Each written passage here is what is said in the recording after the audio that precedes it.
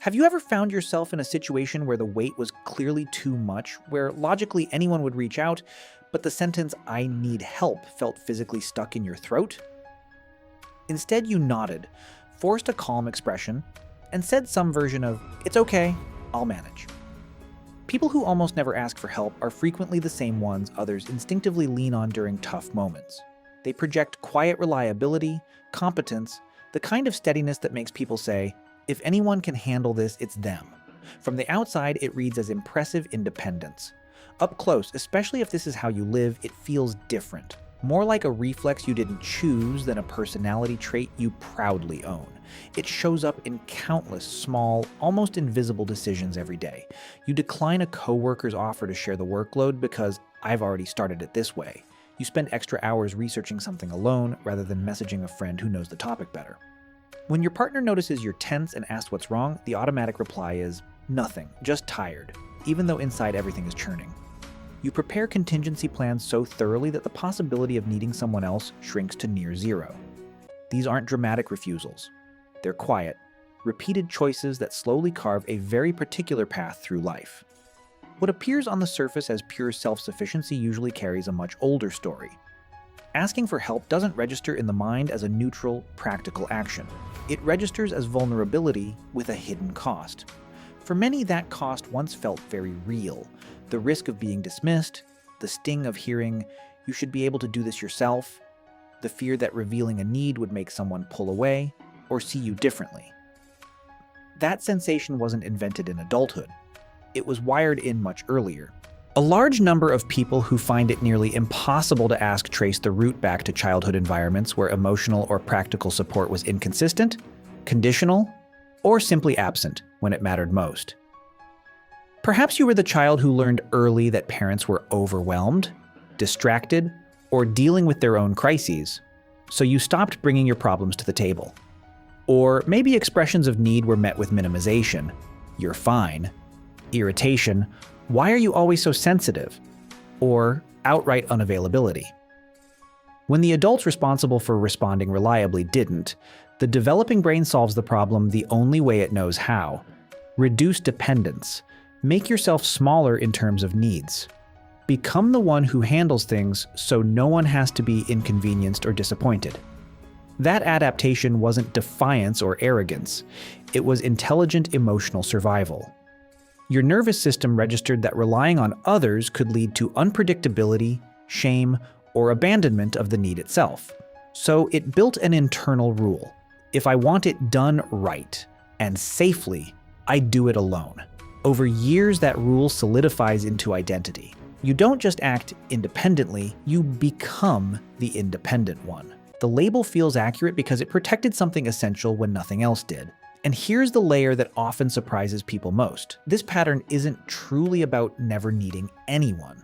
Deep down, it's about who gets to hold power over your sense of safety.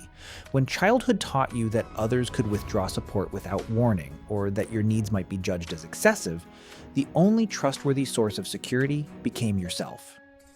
Asking for help then stops feeling collaborative and starts feeling like temporarily surrendering control. Even in loving, stable adult relationships, that old circuitry can quietly hum in the background.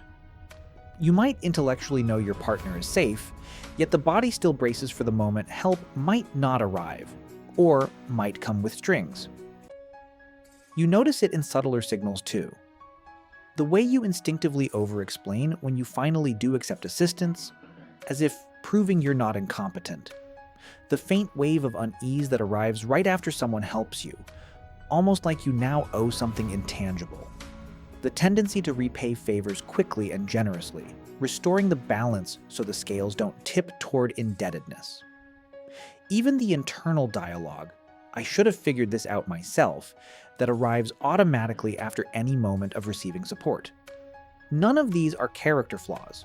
They are echoes of a system that once had to operate on high alert to protect emotional safety. This way of moving through the world inevitably shapes identity in quiet but powerful ways.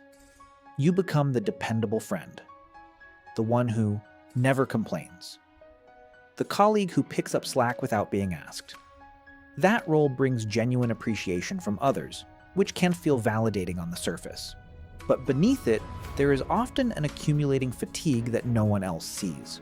A slow drain from constantly monitoring for self-sufficiency, from preempting every possible failure, from carrying loads in silence. Relationships can develop an unspoken asymmetry. Others feel free to lean on you, while you rarely allow the reverse. Over time, that one-way flow creates a particular kind of isolation.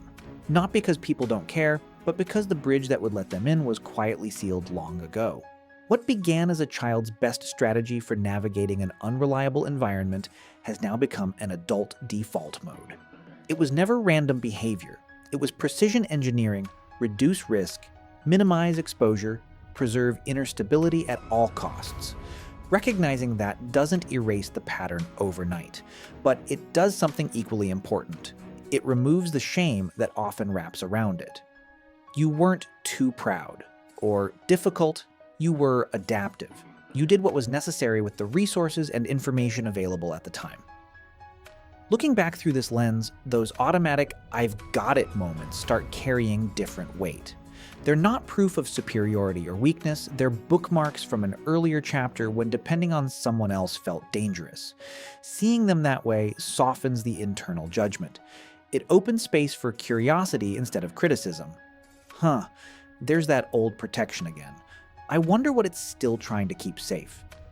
That single shift in perspective, moving from "why can't I just ask" to "what made asking feel unsafe in the first place," changes the emotional texture of the whole pattern. It was never really about lacking courage, it was about a younger self learning through hard experience that self-reliance was the steadiest form of care available.